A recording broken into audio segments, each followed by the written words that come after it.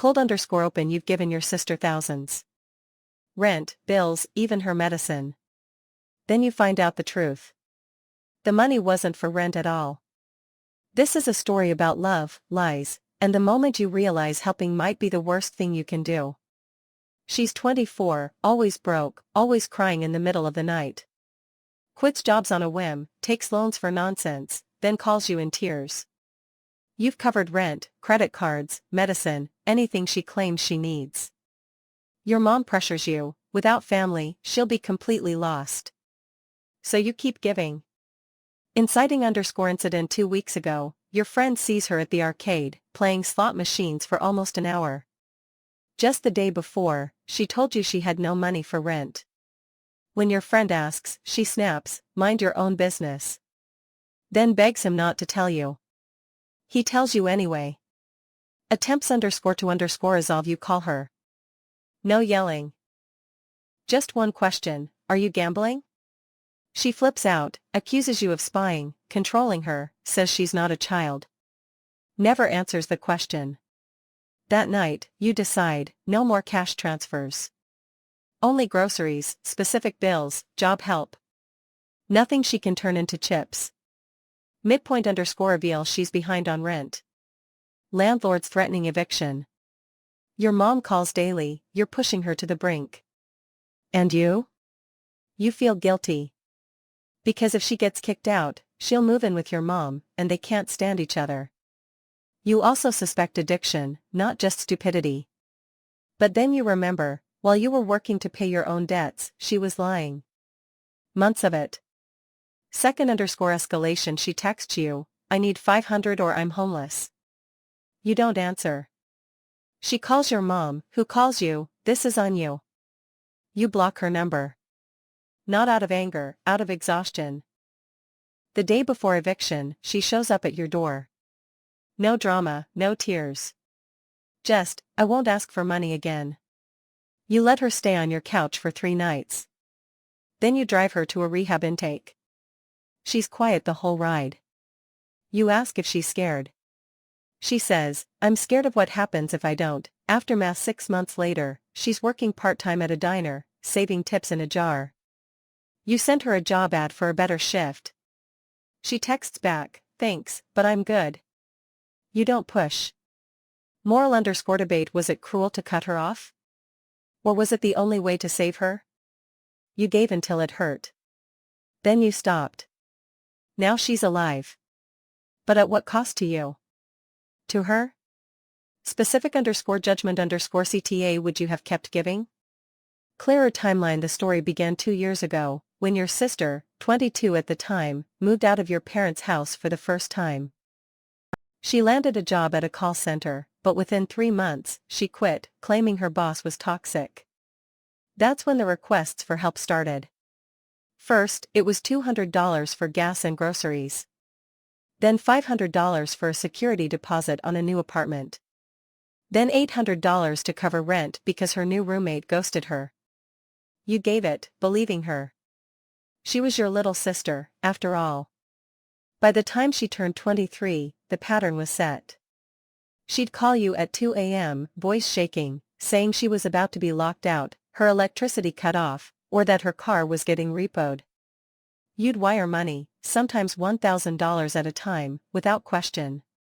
Your mom would call you the next day, crying with relief, you saved her again. Then came the credit card calls. She'd say she needed $1,200 to pay it off before the interest killed her. You did it. When she told you she needed $400 for medication, "My anxiety is through the roof, I can't even leave the house," you sent it without hesitation. That was last October.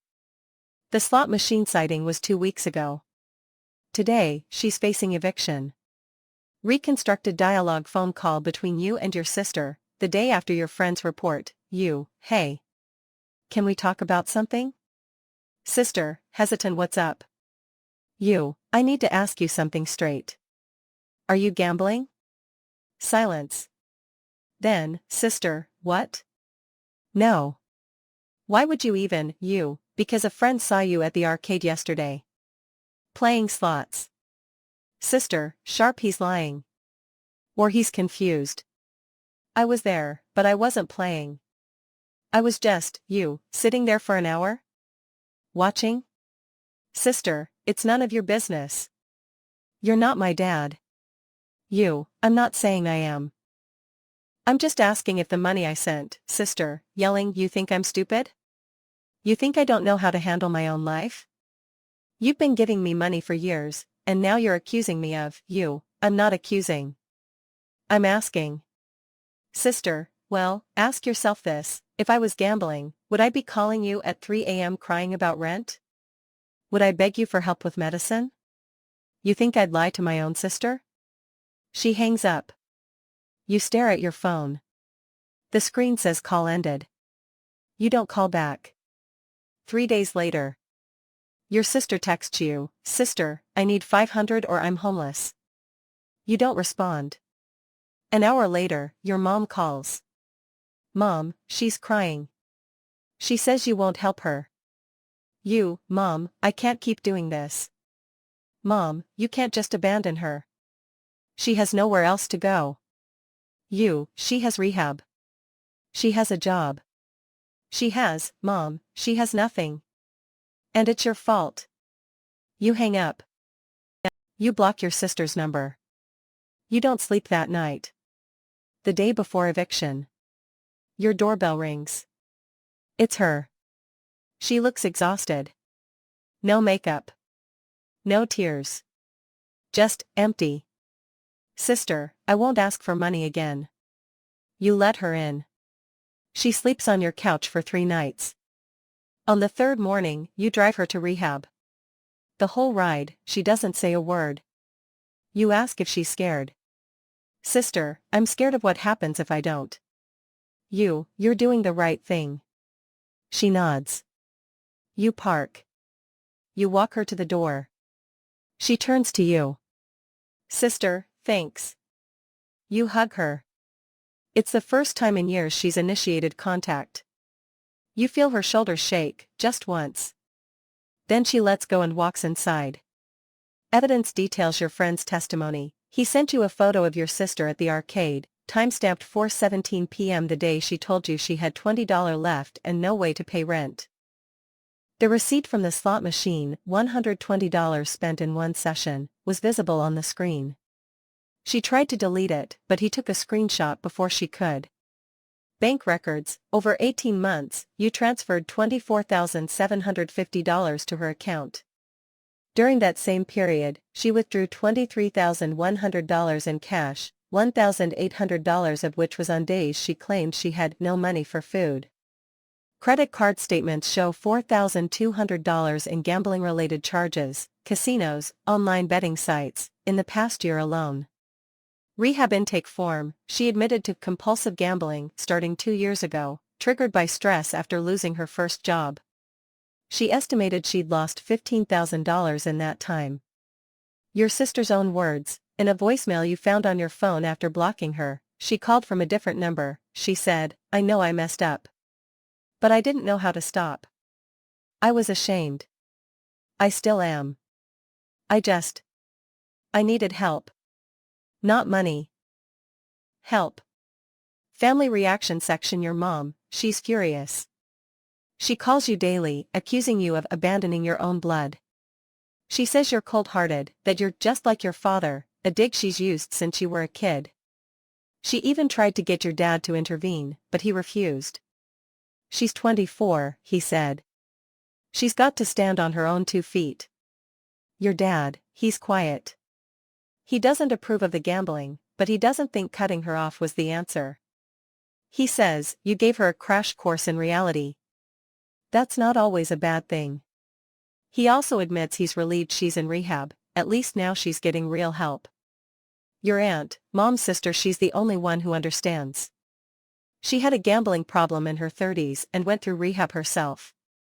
She told you, you did the right thing. Enabling her was killing her. And you. She also warned you, this isn't over. She's going to test you. She's going to say she's cured. Don't fall for it. Your sister's ex-boyfriend, who she dated for 6 months last year, he reached out to you after you cut her off. He said, I tried to tell her she had a problem. She said I was jealous. Then she maxed out my credit card gambling. He also said, she's good at making people feel guilty. Don't let her. Counterargument from the other side: your mom's perspective, you're not just her sister, you're her safety net. You're the reason she hasn't slept on the street. You're the reason she had medicine when she was sick. You're the reason she had food in her fridge. Now you're taking that away? She's 24, not 40. She's still figuring it out. Yes, she made mistakes. But family doesn't abandon family when they're down. That's what friends do. Family stays. Even when it hurts. Your sister's, hypothetical, perspective, you never gave me a chance to explain. You assumed the worst.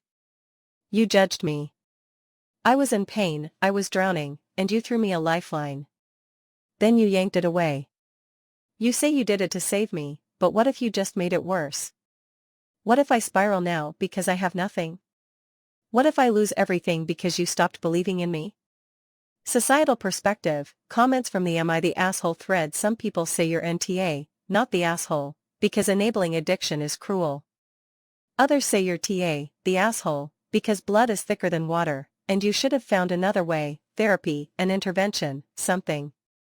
A few say you're both assholes, you for enabling, her for lying. Aftermath: 6 months after rehab, your sister is working part-time at a diner. She saves every tip in a jar. She texts you once a week, short updates, got a raise. $12 per hour now. Saved $800. Thinking of taking a class. You don't push. You don't offer money. You just reply, good job. She never asks for help. Then, 3 months ago, she sent you a photo. It's a handwritten note from her therapist. It says, progress, 6 months sober. Relapse risk, moderate. Support system, improving. Underneath, she wrote, thanks for not giving up on me. You still don't know if she's truly cured. You still don't know if you did the right thing. But you do know this: the last time you gave her money, she spent it on slot machines. The last time you didn't give her money, she went to rehab. Final moral debate and specific judgment question: was it cruel to cut her off? Or was it the only way to save her? You gave until it hurt. Then you stopped. Now she's alive. But at what cost to you? To her? You lost $24,000. You lost sleep. You lost trust. You lost the naive belief that family always means unconditional support. She lost her dignity. She lost her apartment. She lost her ex-boyfriend. She lost months of her life to addiction. But she gained sobriety. She gained stability. She gained a therapist. She gained a chance. So here's the question: would you have kept giving? Or was walking away the hardest, but most necessary, act of love you ever had to make?